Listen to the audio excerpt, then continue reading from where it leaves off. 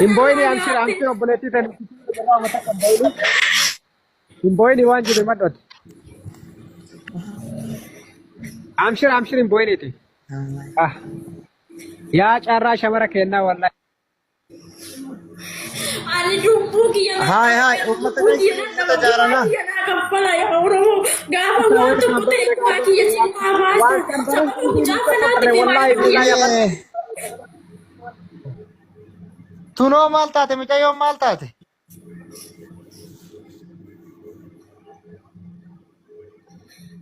Maal taate obboleetti? Mana kafiilatti na baasee mucaan tokko Mokonnon Girmaa Haayiluu jedhama. Maabullaa gixaa kudhe ashaaraa nama gixaa kudha jaha hojjeta. Mana kafiilatti na baasee gaafa dura na ergu hojii siimi kafiila kiyyaa hundumaa caccabsee achi mana kafiilaa mana hojii na galchee mana hojii sanii birrii kiyya hundumaayyuu guurratee gaafa taaritti ani hojjedhu jedhee iddoo jijjiirrannaan kootu birrii keellee kaltanaan dura sirraa nyaadhe kootu sii kaffalaanaan jedhee shaanxaa keettis kootu fudhadhu ijoolleen illee. Ashama harka fuunee akkam jirtu nagaa siniif haa baay'atu hordoftoota chaanaalii kootii nagaa keessanii ani nagaa kooti obboleettiin teessanii baga nagaa taatanii. Baga nagaa taatan jechaarraa egaa viidiyoon qabadhee isinii dhufe kana obboleettii keenya kanaa in argitu isinitti argisiiseen ture. Kun immoo taatee dheengadda ta'edha yookaan kan ture osoo hin taane Dubaay keessa kan jiraattu jechaadha. Mee waa'ee ishirraa waa tokko dubbachuudhaan dursa warroonni aaraa mana koo dhuftan welkaam anaa dhufu isiniin jedheen jira. Maamila naa ta'uu hin dagatinaayi. Waa baay'ee walirraa baranna waan ta'eef akkasuma warroonni dursa immoo maamila koo taatanii jirtan laayik sheer gochuu hin dagatinaa isiniin jechuun barbaada. Yaa hordoftoota kiyyaa shamarran keenya keessattuu isiniif dhaamsa barumsa hedduu waan hin qabuuf jechaadha. Of eeggannoo isin barbaachisa jedhee yaadu jechaadha. Waa'ee mica'oo kanarraa waa xiqqoo ishin dubbachuu barbaade. Barumsa waa isinii ta'u jechaadha. Mucattii kana mana xalabaa kan hojjettu hojiin si galche jedhee waarratee kan baase micayyoon tun dhalattu Harsiiti. Harsii jechaadha. Inna hojiin si geeshedhee waarratee Dubaay keessatti ijoolleen keenya Dubaay keessa jirtan warroonni dhiiras ta'e warroonni shamarranii san waan sin qabdan hin beeku. Hubannaan teessan xiqqishuudha isiniin jedha. Nama tokko eenyummaa isaa hin beektanii kun baaleedha kun eessadha wajjin kaatteetuma baata bakkuma barbaade yoo siin jedhe. Akkamiin of amantanii baatu siniin ta'u taanaan gara biyya keessanii gala madaamii keessan biratti siniin ta'u taanaan xalabaa hin ba'ina ijoolleen hojii sin geeshina warra jedhan ijoollee dhiiraa wajjin of amantanii hin ba'ina. Ijoollee baay'eetu boo'aa jira dhugaa waaqayyoo jechaadha. Kanaamanna biyya keessanitti gala maala waan bu'aa hin qabne waan sin hin fayyan. Micoota naama laal biyya kootu jedhee baasee waarrateet ishiin baanan mana madaamiti gaafa ishiin baddee ta'u baatu of biratti qabee waarratee mana namaa gashee mana meeqa na gasheette mana madaamii kana keessa birrii koo hundasaa ofiisaatiif guurrateette ofiisaatiif fudhatee ofiisaatiif itti fayyadama jechaadha. Inna micoota naama harka duwwaatti haftee jirti ani mucaa cufaa deessiti annannoo farkaa qabdu san kan shiitissee garoo kacaraa ta'e kan shii miti kana raboota teettee bakka amma galtedha. Waa'ee ishii kasuu darabii ayuu jalaan finne uummanni Oromoo ishii kanammoo aaraa dhuftee jirti waan baay'ee nama dhibochaa nama gaddisiisu. Wal jala ijoolleen keenya baratanii ishii saniif amma sagalee tahaa jirra. Ishii sun akka gargaaramtee mucaa ishiillee gara biyyaa galtuudha kan ta'aatii jiru. Ishiin kun immoo lammaffaa gubbaa irratti kunoo dhuftee ajandaa uumtee jirti. Anis rakkadheen jira uummata Oromoo adaraayii itti ishii waan dhibee keessa maalumaaf viidiyoo waraabuu shamarran keenya. Ijoo shamarran jechaan haadha keessanii bar maal taatanii warri dhiiraa irri sagalee koo dhaggeeffattan. Maali kana qixxee shamarran miidhu jechaan maaliif barbaachisa? Innaa mica'oo tana mana namaa mana meeqatti mana badaabitti erga birrii ofiif fudhatettee birrii ofiif kaawwata. Innaa amma immoo gaaf kaanitti kootu shaanxaa keenya biraa fudhadhu uffata keenya biraa fudhadhu naan jedhee gaafa nani uffata sana irraa fudhachuu dhaqu inni na daffaree sagaagalummaan irratti hojjetee jetti. Sagaagalummaa erga irratti hojjete immoo viidiyoo na waraabbate sana immoo maatii kiyyaatti ergaa jira. Ani lubbuu koo nuuf balleessa maatiin koo waan akkanaa kana yeroo argan ana maal laan jedhu jettee hubattee bo'aa jirti.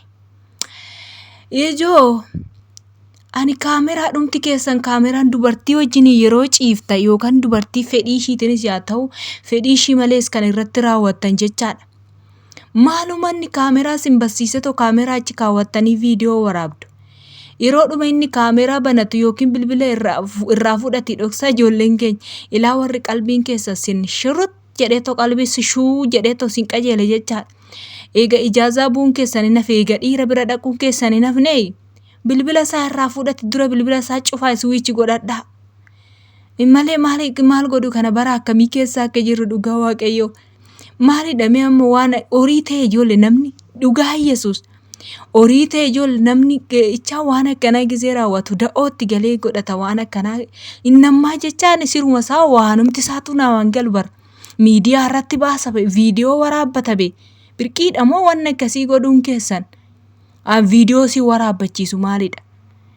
Viidiyoo waraabbachuu maaluma barbaachise? Waan haaraa kam simbira waan haaraa kamtu jira? Ani uumama Rabbiin uume kam isin kaa waan akkasii istaayilii qaban keessan. Muma dhugaa amma istaayiliidha moo maalidha? Waa sameena ana waan gaaffii natti ta'e jecha akkanattan godhe akkanatti hidhamu maalidha? Inni viidiyoo si waraabbachiisu ijoolleen dhiiraa jechaadha. Ijoolleen keenya shamarranii of eeggadhaa. Hin ba'inaa, hin dhaqinaa. Ijoollee dhiiraa bira hin dhaqinaa. Maaliif manaa baate? Maaliif Itoophiyaadhaa dhufte? Hojjedheedha miti hin barbaadda taana waan akkasii Itoophiyaatti gadi Itoophiyaatti maaragaan nama wajjin jiraadhu yookaan heerumu yookaan immoo akkuma barbaade yoo ta'e maaraga qaba Itoophiyaa keessatti biyya keenya keessatti. Namni viidiyoo si waraabbatu hin jiru. Namni bilbiluma tachii kana ijoollee xiqqoo qaba malee kaan ishiin xiqqoo waanumti kaameraa qabaattee si waraabduuf hin jiru. Yoo Rabbiidhuma kee sodaatte malee jechaadha Rabbii sodaatutu waan akkasiin dalagne garuu eenyu sodaata miti gizee ammaa kana ijaazadhuma kana maa gurra qabattanii harka qabattanii kaattu ijoolleen keenya. Gaafa kaattan immoo dhuftanii akkasan ta'ee akkanan ta'ee nan badee maalan ta'ee amma bicoo kana maalaa godhan? Amma ofan ajjeesetti ishiinis bakka lubbuu ishiitti murteeffate viidiyoo ishee amma daqiiqa 10tti waraabee garuu seerri yuutuubii naaf hin iyyamu saayidhee tananii anuma ishii irratti haasa'aa jira siniin jedha. Ofan ajjeesaa reeffa koo Oromoo irraa barbaadamaa Oromootu reeffa koo gashuu qabaa yookaaniif immoo gumaa koo Oromoon naaf barbaadu jechaa jirti. Gumaa kee maali ofin ajjeesin waan hin jedhe keessaa tokko ofin ajjeesan gadda jalan ture. Maqaan nu bada ijoollee keenya dhugaa Rabbiiti maqaan nu balleessitanii siniin jedha. Safuu wallaaltanii ijaazaa hin bu'inaa. Namni takka ijaazaa hin bu'inaa. Erga ijaazaa buutanii immoo dhuftanii waarratanii abalu sagalee naa ta'ii Oromoo kootii Oromoo yeroo dhuma hunda bakka hudduutti isiniin argamu. Of sattaradhaa.